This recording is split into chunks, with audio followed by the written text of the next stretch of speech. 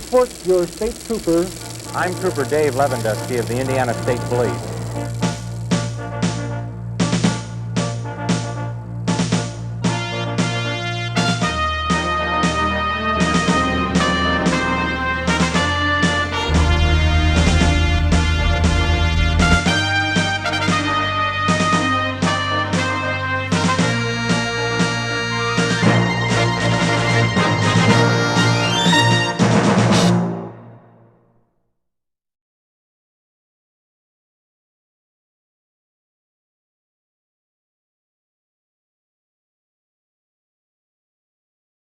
Can I have your first and last name and your PE number?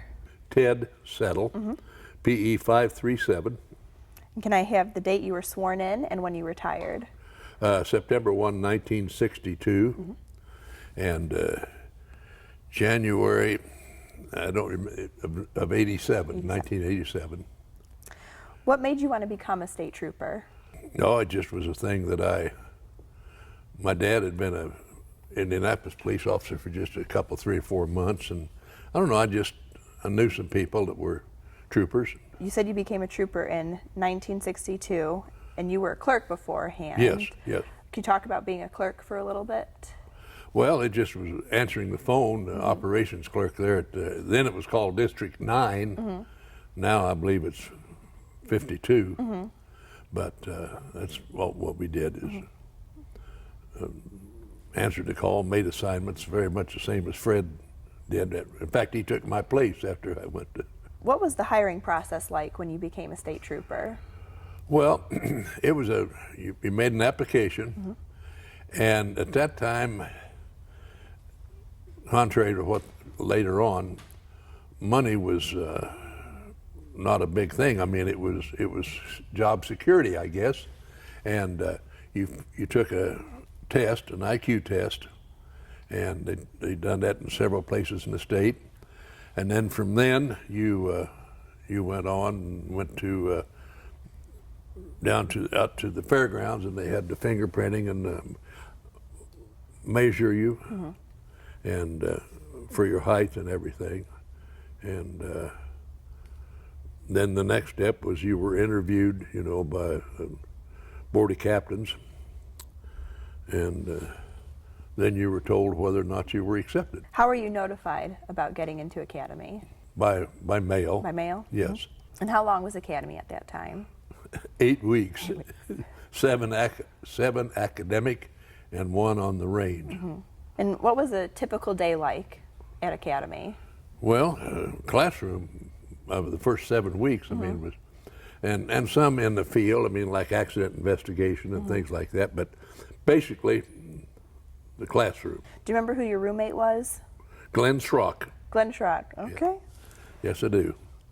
What kind of training did you receive at academy? Well, of course, you had law. We went through that, and which that's a dry subject. I mean, it really is. It's and it's probably not any better for the person instructing it. I mean, James Piva was the instructor, and we had things to do in case of emergency, childbirth, and things like that. And, accident investigation, criminal investigation. About 4 large ring notebooks is what I had when it was over. And where were you first assigned after you graduated? To the Putnamville Post. Putnamville. Did you have any memorable experiences your first couple years at the Putnamville Post?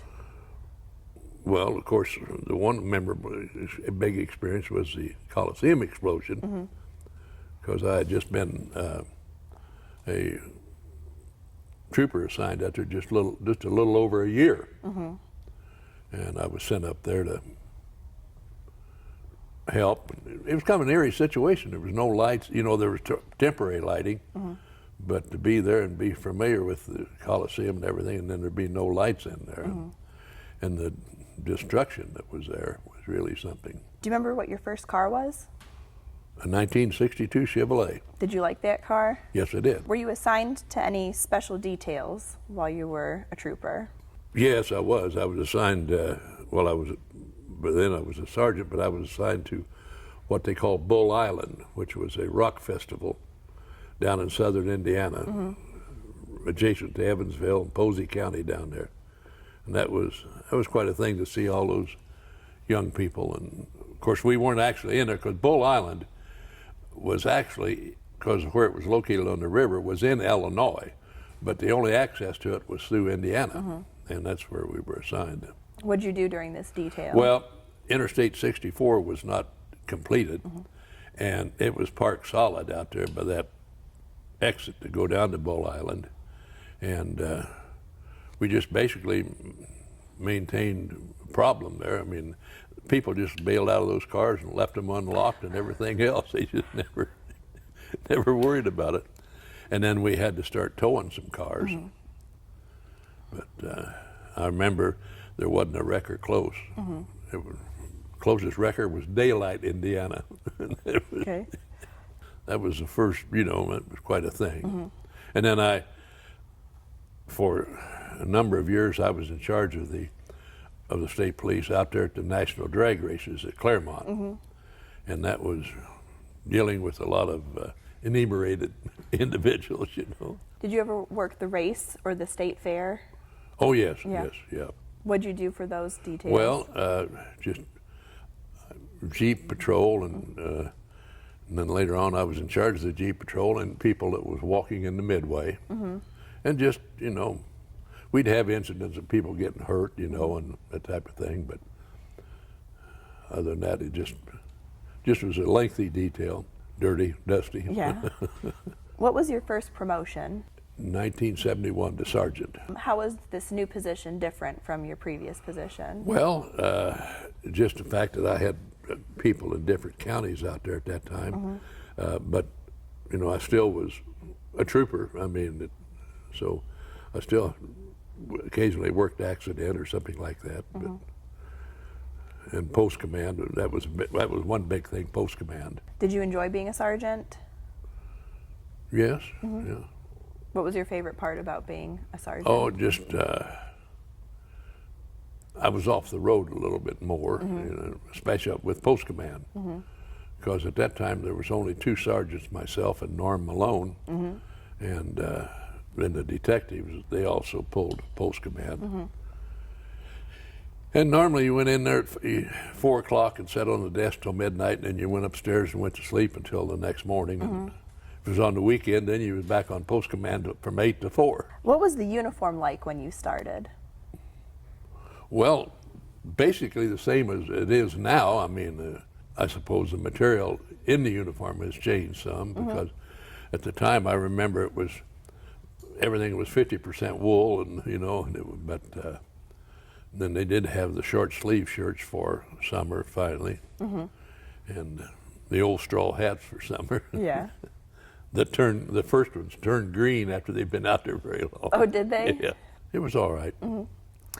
What is the most dramatic change that you saw during your career to the Indiana State Police? Well, the structure of the upper brass, because when I went on, there was a superintendent and 1 major, and there wasn't any lieutenant colonels or anything then. And then now, of course, it's completely changed there. And then plus we didn't have computers or in-house or internet. We had in-house communications, but and the radio. Of course, I know nothing about the radios now. Absolutely nothing. What position did you hold that made you most proud? I guess really as a trooper, because you were dealing with the people that you soon learned to know, and it was in a rural area. What responsibilities as a trooper did you enjoy? Oh, about everything. I mean, I didn't enjoy working fatal accidents, of course, but other than that, just I enjoyed, dealing with people, and in a rural area like that, you got to know just about everybody, and about everybody that you ran into or come in contact with knew you. Were there any difficult cases or situations that you had to handle? We had a double homicide out there later on. I didn't have to handle it. Another officer, Jack Hanlon, who's now gone, handled it. But I was familiar with Indianapolis, so they assigned myself and Jerry Connors up here to Indianapolis because there was some contacts up here that had to be verified and checked out. And that was, and I knew both the young men that were murdered. It was pretty sure it was drug related. Were you involved in any specialty teams? Well, yes, I was on the riot squad. Riot squad. That was one of the first ones, and they started at, training was at Fairgrounds in 1964. What made you choose that team? I didn't choose it. Oh. I didn't choose it. I was selected. I guess that's what you might say. Did you enjoy being a part of the riot squad? Yeah, it was all right. It was all right. Were there any memorable experiences while you were on riot squad? Not really. Too much. We just signed different things, but they weren't big fanfare publicity type things. Did you meet any interesting people while you were a trooper? Roy Rogers, of Roy course, Rogers, and yeah. Gene Autry, and Wayne. I can't think of his last name now. Singer. He's in Vegas now all the time. Okay. And he was at the fairgrounds. And my mother at that time, she was a big fan of him. And our public information officer made arrangements for me to bring my mom down there to meet him. Oh, nice. Of course, she was 80-something in, and she was like a little girl. When she walked around the corner, he said, "Marie, get in here," and she went, "Oh," it was like a little girl, It was good times. How nice. Are there any stories that you'd like to share with us about your time as a trooper?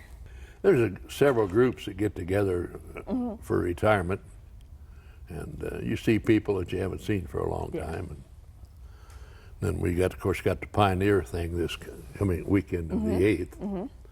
And of course, then you see people from the other part of the state that you don't see. But that's good. What are some things that you learned about yourself while you were a trooper? Well, of course, I became more conscious of being careful. But things weren't, back then, they weren't as volatile or violent as they are now. And it just wasn't one of those things that you had. What did you learn about other people while you were a trooper? Oh, I guess you learned about some of the people that you knew and some of their things, their idiosyncrasies, I guess you might say. Learned how people might react sometimes under stressful situations. How did the world change during your years as a trooper? The biggest thing was the interstate, the completion of the interstate through here, because when I came on,